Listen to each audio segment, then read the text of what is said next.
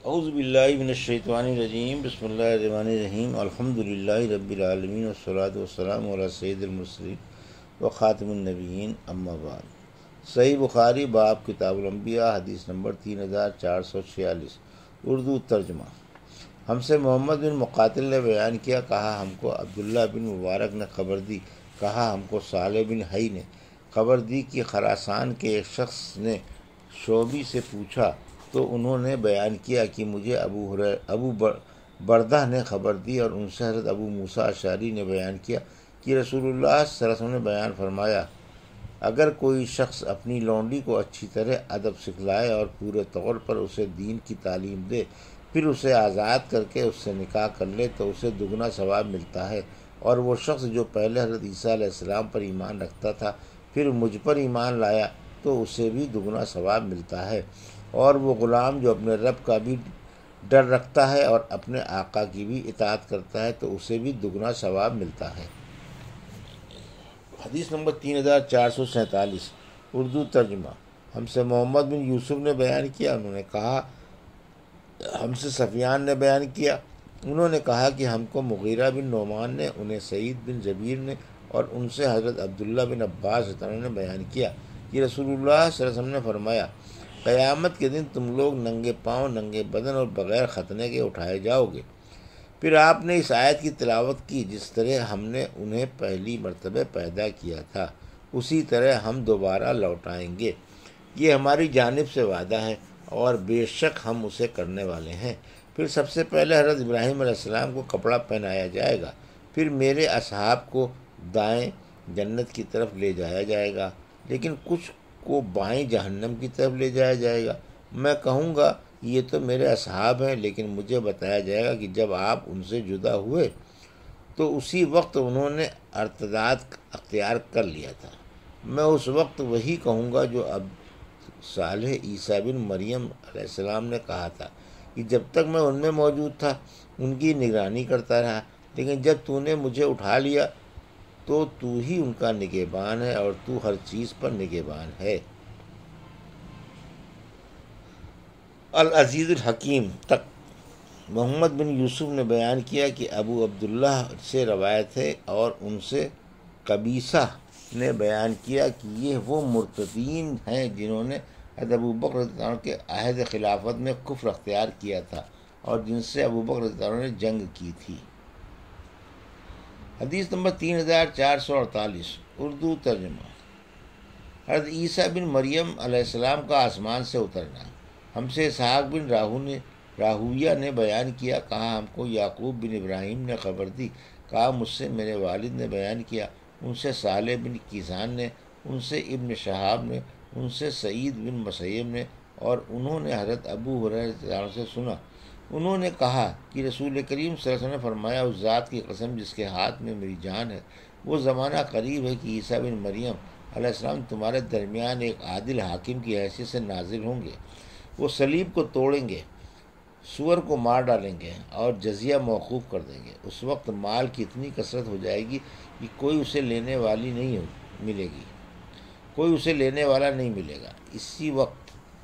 اس وقت کا ایک سجدہ دنیا و ما فیہا سے بڑھ کر ہوگا۔ پھر حضرت ابو ہریرہ نے کہا کہ اگر تمہارا جی چاہے تو یہ آیت پڑھ لو، اور کوئی اہل کتاب ایسا نہیں ہوگا جو عیسیٰ علیہ السلام کی موت سے پہلے اس پر ایمان لائے، اور قیامت کے دن وہ ان پر گواہ ہوں گے۔ حدیث نمبر 3449، اردو ترجمہ۔ ہم سے ابن بکیر نے بیان کیا، ہم سے لیث نے بیان کیا، ان سے یونس نے، ان سے ابن شہاب نے، ان سے حضرت ابو قتادہ انصاری رضی اللہ عنہ کے غلام نافع نے، اور ان سے حضرت ابو ہریرہ نے بیان کیا کہ رسول کریم صلی اللہ علیہ وسلم نے فرمایا، تمہارا اس وقت کیا حال ہوگا جب عیسیٰ بن مریم علیہ السلام تم میں اتریں گے، تم نماز پڑھ رہے ہوگے اور تمہارا امام تم ہی میں سے ہوگا۔ اس روایت کے مطابق عقیل اور اوزائی نے کی۔ حدیث نمبر 3450، اردو ترجمہ۔ بنی اسرائیل کے واقعات کا بیان۔ ہم سے موسیٰ بن اسماعیل نے بیان کیا، انہوں نے کہا ہم سے ابو عوانہ نے بیان کیا، کہا ہم سے عبد الملک نے بیان کیا، ان سے ربیع بن حراس نے بیان کیا کہ حضرت عقبہ بن عمرو رضی اللہ عنہ نے حضرت حذیفہ سے کہا کیا آپ وہ حدیث ہم سے نہیں بیان کریں گے جو آپ نے رسول اللہ صلی اللہ علیہ وسلم سے سنی تھی؟ انہوں نے کہا کہ میں نے آن حضرت صلی اللہ علیہ وسلم کو یہ فرماتے سنا تھا کہ جب دجال نکلے گا تو اس کے ساتھ آگ اور پانی دونوں ہوں گے، لیکن لوگوں کو یہ آگ دکھائی دے گی، وہ ٹھنڈا پانی ہوگا، اور لوگوں کو جو ٹھنڈا پانی دکھائی دے گا وہ جلانے والی آگ ہوگی۔ اس لیے تم میں سے جو کوئی اس زمانے میں ہے اس کے زمانے میں تو اسے اس میں گرنا چاہیے جو آگ ہوگی، کیونکہ وہی انتہائی شیریں اور ٹھنڈا پانی ہوگا۔ حدیث نمبر 3451 اردو ترجمہ۔ حضرت حذیفہ رضی اللہ عنہ نے بیان فرمایا کہ میں نے حضرت صلی اللہ علیہ وسلم کو یہ فرماتے سنا تھا کہ پہلے زمانے میں ایک شخص کے پاس ملک الموت ان کی روح قبض کرنے آئے تو ان سے پوچھا گیا کوئی اپنی نیکی تمہیں یاد ہے؟ انہوں نے کہا کہ مجھے تو یاد نہیں پڑتی۔ ان سے دوبارہ کہا گیا کہ یاد کرو۔ انہوں نے کہا کہ مجھے کوئی اپنی نیکی یاد نہیں سوائے اس کے کہ میں دنیا میں لوگوں کے ساتھ خرید و فروخت کیا کرتا تھا اور لین دین کیا کرتا تھا۔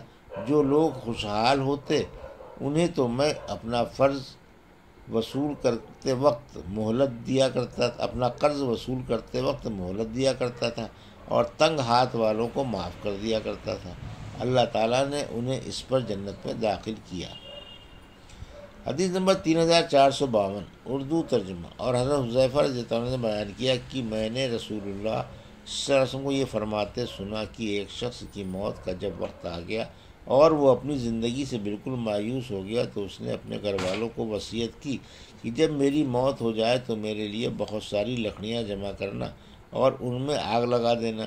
جب آگ میرے گوشت کو جلا چکے اور آخری ہڈی کو بھی جلا دے تو ان جلی ہوئی ہڈیوں کو پیس ڈالنا اور کسی تند ہوا والے دن کا انتظار کرنا اور ایسے کسی دن میری راکھ کو دریا میں بہا دینا۔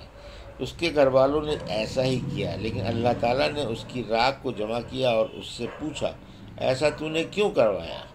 اس نے جواب دیا کہ تیرے ہی خوف سے اے اللہ۔ اللہ تعالیٰ نے اسی وجہ سے اس کی مغفرت فرما دی۔ حضرت عقبہ بن عمرو نے کہا کہ میں نے آپ کو یہ فرماتے سنا تھا کہ یہ شخص کفن چور تھا۔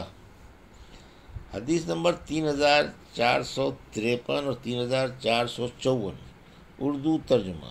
مجھ سے بشر بن محمد نے بیان کیا، انہوں نے کہا ہم کو عبداللہ نے خبر دی، انہوں نے کہا مجھ سے کو معمر اور یونس نے خبر دی، ان سے زہری نے بیان کیا، انہیں عبید اللہ بن عبداللہ نے خبر دی کہ حضرت عائشہ رضی اللہ عنہ اور حضرت ابن عباس رضی اللہ عنہ نے بیان کیا جب رسول اللہ صلی اللہ علیہ وسلم پر نزا کی حالت طاری ہوئی تو آپ اپنی چادر چہرہ مبارک پر بار بار ڈال لیتے، پھر جب شدت بڑھتی تو اسے ہٹا دیتے۔